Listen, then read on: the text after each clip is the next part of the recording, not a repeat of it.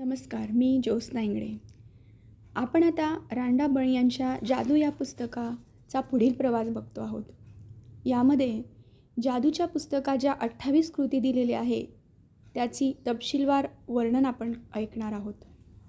या पुस्तकात 28 जादूच्या कृती विशिष्ट पद्धतीने तयार करण्यात आल्या आहे. त्यामुळे तुम्हाला कृतज्ञतेच्या जादूमय शक्तीचा वापर करून तुमचं आरोग्य, पैसा, नोकरी, व्यवसाय आणि नातेसंबंध यामध्ये क्रांतिकारक बदल कसे करावे, तुमच्या मनातील इच्छांची पूर्तता आणि मोठ्या स्वप्नांची परिपूर्ती कशी करावी हे तुम्ही शिकाल. प्रश्न सोडवण्यासाठी आणि कोणतीही नकारात्मक परिस्थिती बदलण्यासाठी कृतज्ञता प्रत्यक्ष आचरणात कशी आणायची हे तुम्ही शिकाल. जीवन बदलून टाकणारं हे ज्ञान वाचताना ते तुम्हाला मोहवून टाकेल. पण तुम्ही जे शिकलात ते जर तुम्ही प्रत्यक्ष आचरणात आणलं नाही तर ते ज्ञान तुमच्या हातातून निसटून जाईल आणि तुमचं आयुष्य सहजी बदलून टाकणाऱ्या ज्या संधीकडे तुम्ही आकर्षित झाला होता ती निघून जाईल. असं तुमच्या बाबतीत घडू नये यासाठी तुम्हाला 28 दिवस कृतज्ञतेचा सराव कसा करावा लागेल, म्हणजे तुमच्या पेशींमध्ये, सुप्त मनामध्ये ती भावना राहील आणि तेव्हाच ती तुमचं आयुष्य बदलून टाकेल कायमचं. कृतज्ञतेचा हा सराव सलग 28 दिवसात पूर्ण करण्यात यावा या पद्धतीने तयार करण्यात आला आहे. यामुळे तुम्हाला कृतज्ञता ही तुमची सवय बनवता येईल आणि एक नवीन जीवन पद्धती सुरू करता येईल. या सलग दिवसांमध्ये मनाच्या एकाग्रतेने प्रयत्न करून कृतज्ञतेचा सराव केला, ती अंगी बाणवली तर तुमच्या जीवनात खात्रीने जादू घडून येईल, अगदी झपाट्याने. प्रत्येक जादूमय कृती शिकवणीची एक गुप्त संपत्ती असल्याने तुमच्या ज्ञानात विविध प्रकारे मोठ्या प्रमाणावर भर पडेल. जीवनाचं कार्य कसं चालतं हे प्रत्येक कृतीमध्ये तुम्हाला अधिकाधिक समजून येईल आणि तुम्ही ज्या जीवनात स्वप्न बघितलं होतं ते प्रत्यक्षात आणणं किती सोपं आहे हेही तुम्हाला कळेल. पहिल्या 12 कृतीमध्ये कृतज्ञतेच्या जादूमय शक्तीचा उपयोग तुमच्याकडे सध्या काय आहे आणि गतकाळात तुम्हाला काय मिळालं हे सांगण्यासाठी करण्यात आला आहे.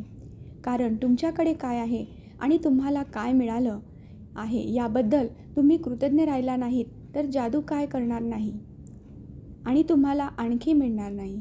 या 12 कृतीमधून कृतज्ञतेची जादू लगेचच काम करायला लागणार आहे. त्यानंतरच्या 10 कृतीमध्ये कृतज्ञतेच्या जादूमय शक्तीचा वापर तुमच्या इच्छा, स्वप्न आणि तुम्हाला हवी असलेली प्रत्येक गोष्ट मिळवण्यासाठी कसा करता येईल हे सांगण्यासाठी करण्यात आला आहे. या 10 कृतीच्या आचरणाने तुमची स्वप्न प्रत्यक्षात येतील आणि तुमच्या आयुष्यातील परिस्थिती जादूमयरित्या बदलण्याचे तुम्हाला दिसून येईल. शेवटच्या 6 कृतीच्या आचरणाने एका संपूर्णतः नव्या पातळीवर तुम्ही पोहोचाल. तिथे तुम्ही शरीराच्या आणि मनाच्या प्रत्येक पेशीमध्ये कृतज्ञता भरून घ्याल.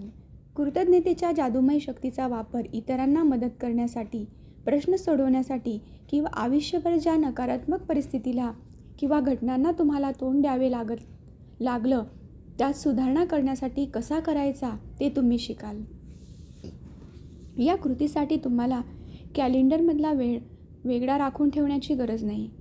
यातली प्रत्येक कृती आणि आचरण आठवड्यातील कामाचा दिवस असो किंवा आठवड्याचे शेवटचे दिवस असो, सुट्टी असो किंवा दीर्घकाळ सुट्टी असो, प्रत्येक दिवशी तुम्हाला करता येईल.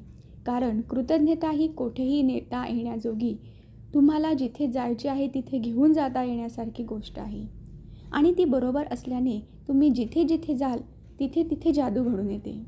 मात्र जर का तुमचा एखादा दिवस चुकला तर आतापर्यंत तुम्ही जे केले त्याची गतीच तुम्ही हरवून बसण्याची शक्यता आहे.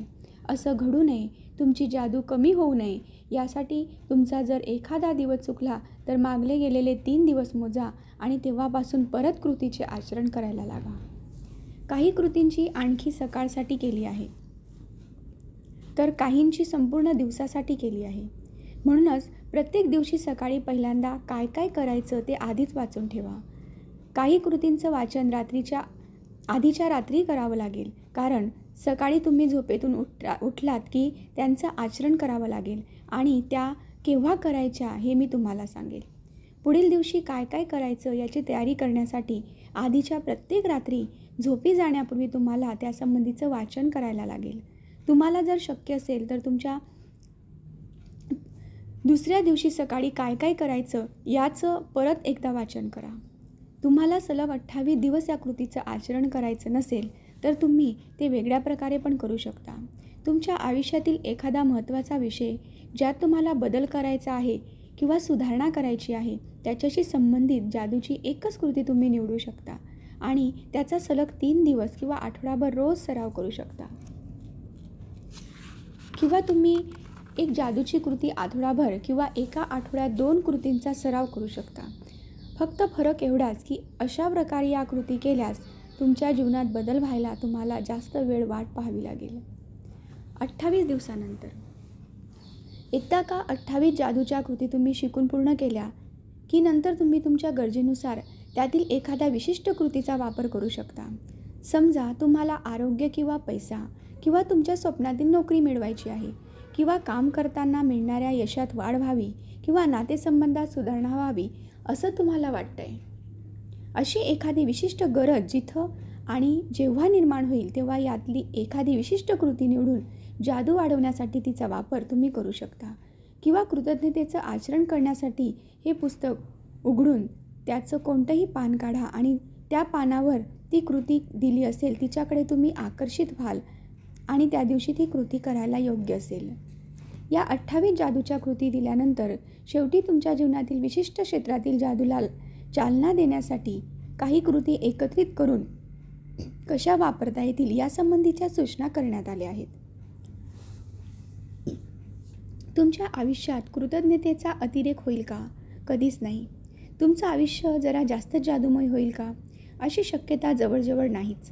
या कृतीचा तुम्ही पुन्हा पुन्हा वापर करत राहा म्हणजे कृतज्ञता तुमच्या शरीरात मनात झिरपत राहते आणि ती तुमचा दुसरा स्वभावच बनून जाते. 28 दिवसानंतर तुम्ही तुमच्या मेंदूत नव्या तारा बसवता आणि अबोध मनात कृतज्ञता भिनवता. त्यामुळे कोणत्याही प्रसंगात तुमच्या मनात कृतज्ञता हीच तुमची भावना आपोआप निर्माण होते. तुम्ही कृतज्ञतेचा तुमच्या दिवसांमध्ये समावेश केल्यामुळे तुम्हाला ती जादू अनुभवता येते. ती तुमची प्रेरणा बनते, नेत्रदीपक बनते आणि तिची तुम्हाला कमतरता जाणवत नाही. तुमची स्वप्ने काय आहेत? यातील अनेक जादूच्या कृती तुमची स्वप्ने पूर्ण करण्यासाठी तुम्हाला मदत करण्याच्या दृष्टीने बनवण्यात आले आहे. म्हणूनच तुम्हाला खरोखरच काय हवे आहे हे स्पष्ट हवं. यासाठी तुम्ही संगणकाजवळ बसा किंवा कागद पेन घ्या आणि तुमच्या जीवनाच्या प्रत्येक क्षेत्रात तुम्हाला खरोखर नेमकं काय हवं याची यादी करा. तुमचे नातेसंबंध, कारकीर्द, आर्थिक, आरोग्यविषयक आणि तुम्हाला महत्त्वाच्या वाटणाऱ्या प्रत्येक क्षेत्राबाबत बारीक सारीक गोष्टीचा तपशीलवार विचार करून तुम्हाला काय व्हायचे आहे, काय करायचे आहे किंवा तुमच्याकडे काय आहे याचा त्यात समावेश असावा. ही यादी करताना तुम्हाला जेवढी शक्य असेल तेवढी स्पष्टता, नेमकेपणा आणि तपशीलवार माहिती द्या. पण लक्षात ठेवा, तुम्हाला फक्त तुम्हाला काय हवं आहे याची यादी करायची आहे. तुम्हाला जे हवं आहे ते कसं मिळवायचं त्याबाबत काही लिहायचं नाही. ते कसं मिळवायचं ते कृतज्ञता जेव्हा तिची जादू घडवेल तेव्हा तीच तुमच्यासाठी ठरवेल. तुम्हाला जर चांगली नोकरी हवी असेल, तुमच्या स्वप्नातली नोकरी हवी असेल तर त्या कामाविषयीच्या तुम्हाला ते कसं हवं आहे याविषयीच्या प्रत्येक गोष्टीचा विचार करा. कोणत्या स्वरूपाचं काम तुम्हाला करायचं आहे, तुम्हाला कामावर असताना काय भावना असाव्यात असं वाटतं, अशा प्रकारच्या कंपनीसाठी तुम्हाला काम करायचं आवडेल, कोणत्या प्रकारच्या लोकांबरोबर काम करायला आवडेल, किती तास काम करावं असं तुम्हाला वाटतं, ते काम कोठे असावं असं तुम्हाला वाटतं आणि किती पगार तुम्हाला मिळावा असं तुम्हाला वाटतं. अशा तुमच्या दृष्टीने महत्त्वाच्या वाटणाऱ्या प्रत्येक गोष्टीबाबत तुम्ही विचार करा. या कामामध्ये काय काय असावं याची पुरेपूर स्पष्टता तुमच्यात असावी आणि त्यातील बारीक सारीक गोष्टीचा विचार करून ते सर्व तपशील नीट काढा. ते एका कागदावर लिहून काढा. तुम्हाला जर मुलांच्या शिक्षणासाठी पैसा हवा असेल तर त्यांच्या शिक्षणासंबंधीची सविस्तर माहिती लिहून काढा. म्हणजे त्यांना कशा प्रकारचे शिक्षण द्यायचे आहे, यामध्ये त्यांनी कोणत्या शाळेत जावे असं तुम्हाला वाटते याचा देखील उल्लेख करा. शाळेची फी, पुस्तक, जेवण, गणवेश आणि इतर कपडे, शाळेत जाण्या येण्यासाठी लागणारा वाहनाचा खर्च, यासाठी नेमकी किती पैशांची तुम्हाला गरज आहे ते लिहून काढा. तुम्हाला जर प्रवास करायचा असेल तर त्यासंबंधीची सविस्तर माहिती लिहून काढा. तुम्हाला कोणते देश बघायचे आहे, प्रवासासाठी किती वेळ तुम्ही घालवू इच्छिता, तिथे तुम्हाला काय काय पाहायचे आहे, तिथे राहण्याची सोय काय आहे, तुम्ही कोणत्या साधनाने प्रवास करू शकता, या सर्व मुद्द्यांचा त्यात समावेश असावा.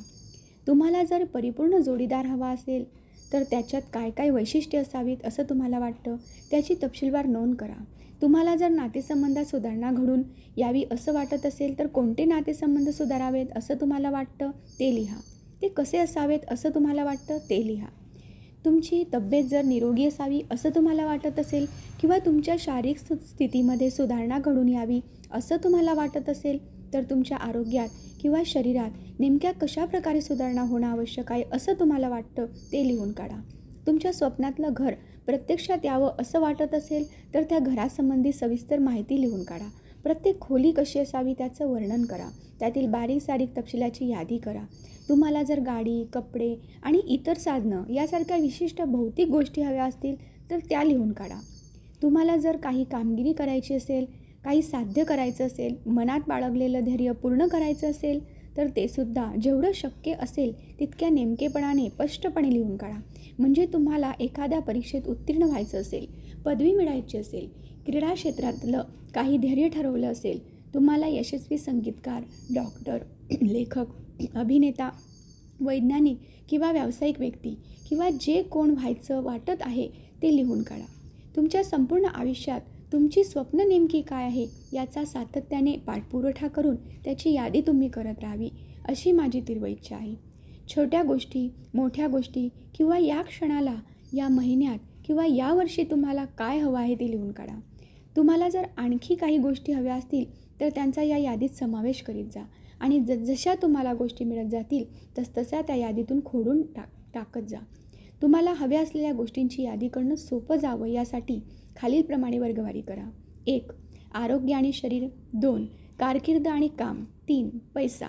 4. नातेसंबंध. 5. वैयक्तिक तीर व इच्छा. 6. भौतिक गोष्टी. आणि तुम्हाला हव्या असलेल्या गोष्टी त्या त्या विभागात समाविष्ट करीत जा.